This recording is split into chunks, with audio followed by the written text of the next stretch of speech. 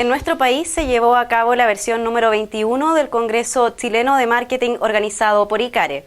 En el encuentro llamado Para Mirarte Mejor participaron diversos expositores, quienes presentaron su mirada respecto de las nuevas tendencias que determinan el comportamiento de nuevos consumidores, así como el cambio en los desafíos que enfrenta el marketing en Chile. En este contexto, el profesor de Sociología de la Universidad de Chile, Alberto Mayol, realizó una completa radiografía de los cambios sociales del Chile actual, enmarcados por los conflictos políticos y económicos que ha enfrentado nuestro país durante los últimos años. Me parece una pregunta que es importante porque todos nos las estamos haciendo. Y quiero simplemente partir mostrándole una lista bastante sencilla de cosas que están pasando para que vayamos evaluando la situación. Fíjense lo siguiente, en el 2011 terminamos hablando de educación gratuita.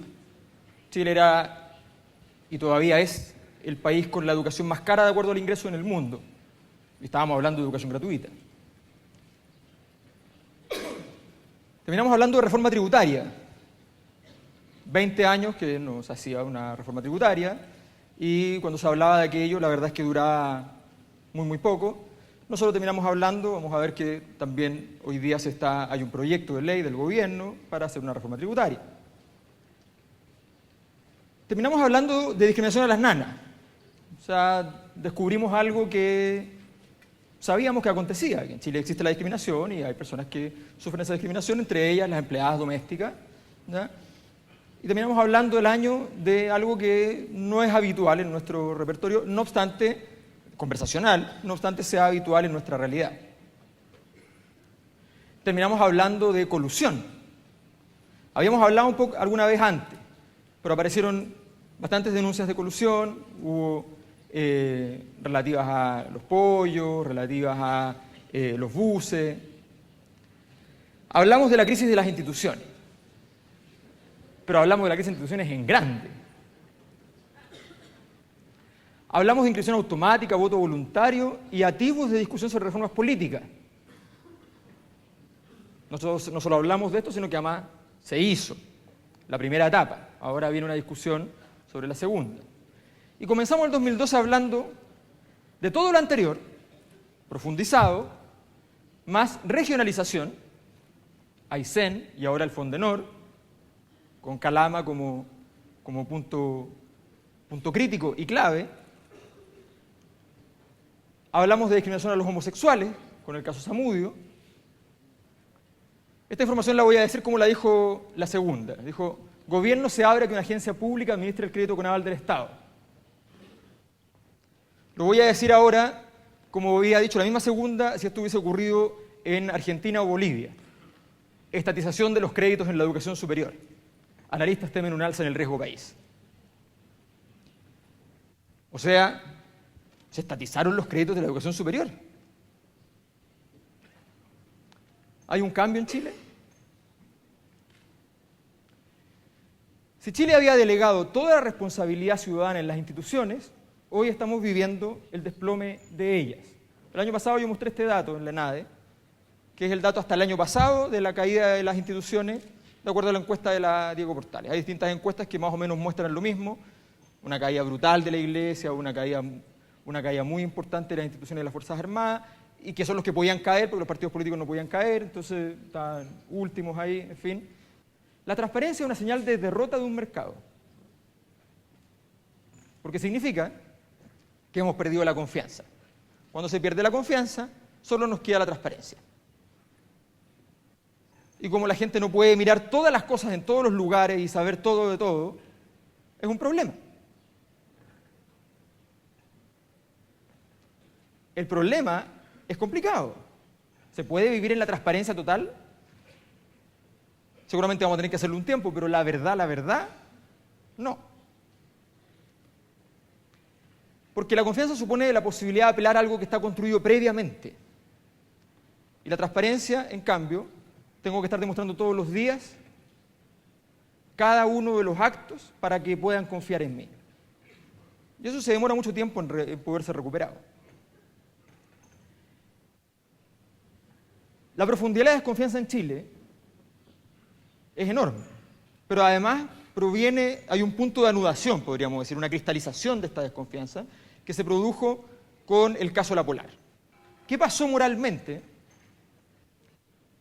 con el caso La Polar? La colusión de las farmacias ya había sido algo grave moralmente, pero el caso La Polar tiene un rasgo que es humillante. Y se los voy a explicar.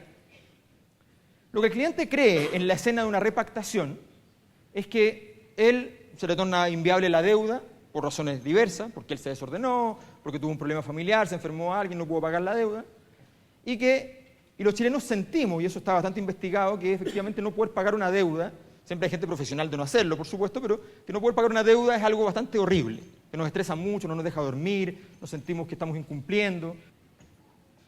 Entonces, lo que sentíamos es que había que ir a pedir un favor a la empresa, rogar que por favor nos dieran un voto de confianza y nos arreglaran el problema. Entonces la empresa decía que es agradable esta situación, usted, pecador. Y finalmente la empresa apoyaba y otorgaba la repactación muy a su pesar, a un precio alto porque era una cosa lamentable y desagradable. Y de pronto descubrimos que la empresa lo que sabía era que la repactación era el negocio. Y que como la gente se demora y conversa para repactar, y eso genera mucho atasco en el sistema, era mejor hacerlo automático. Estamos hablando de más de 1 millón de repactaciones. Tal vez hay algunos que están repetidos en el hogar, serán 1,5 millones, serán 1.200.000, 1.300.000 hogares. Es mucha gente. Los modelos económicos no viven solo de conceptos como matriz exportadora, libre mercado, bajos impuestos a las empresas. Eso no es de lo que vive un modelo económico. Un modelo económico vive de la legitimidad en el día a día cuando la persona logra sentirlo. Cuando le dicen que determinado evento, determinado hecho es temible y por tanto le da miedo. Le dicen que sube el riesgo país y efectivamente dice, qué mal, siento temor. Si no significa nada, no hay modelo, porque no hay vida, es un número. Hay una crisis del modelo en lo cotidiano. El punto de origen de esta transformación fue el movimiento estudiantil. El movimiento estudiantil fue escaso en logros gremiales, porque su postura no fue gremial. No fue como la gente de Aysén que dijeron, nosotros queremos tales cosas, se les dieron, bueno, nuestro tema es Aysén, dijeron. Pero por lo mismo el movimiento estudiantil fue profundo socialmente y porque habló más allá de sí mismo. Y esto ha significado que retorna a la política y se muere, y aquí viene un punto importante, el ciclo político anterior que vivía en lo despolitizado. Nosotros vivimos en una transición política que se estaba muriendo de vieja. No sé si ustedes saben cuándo se terminó la transición. La transición simplemente abrió la puerta hacia el costado. El sistema político se amplió, dejó entrar a gente que no estaba en el sistema político. Hoy día el movimiento estudiantil e Hidro Aysén antes marca un aumento democrático que excede los límites del sistema político. Entonces, nuestro modelo de sociedad, que ustedes lo ven ahí muy complicado, pero lo explico rápido, digamos, en lo político era un Estado subsidiario, fondos públicos para prestaciones privadas, transición, pacto de clase política, despolitización y concentración de poder, que en la economía era trabajo precario y autoempleo, libre mercado, explotación de recursos naturales, que en la cultura era cultura de la desigualdad, emprendimiento individualista, poca educación, el miedo al otro, la delincuencia es parte de nuestra cultura, y el fútbol como tema país. El espacio público, banalización del espacio público a través de la farándula, concentración de versiones y medios, clausura no autoritaria en la forma, pero sí en los efectos de los medios de comunicación. O sea, en Chile tenemos una clausura en los medios, y de hecho lo que pasó el año pasado con las redes sociales fue que lo que no salía en los medios salió por las redes sociales y por eso se generó gran revuelo. Suele ocurrir con las nuevas tecnologías, pasó con la imprenta cuando recién surgió y ahora pasó con las redes sociales efectivamente, con menor impacto que lo que hizo la imprenta todavía, no sabemos hasta dónde va a llegar. Todo este orden es impugnado cuando los estudiantes dicen entonces no más lucro. Ellos lo dijeron por las universidades privadas y la ciudadanía entendió una cosa muy distinta. La quema de la Polar es el equivalente en Chile hoy día simbólicamente a la toma de la Bastilla. Este incendio marcó al día siguiente el mayor cacerolazo de la historia. El 4 de agosto fue trending topic mundial, el movimiento estudiantil crece en agosto, justo después de esto, a un 89% de aprobación, y las marchas de la semana siguiente movilizan a 1.200.000 personas según los datos del Mercurio.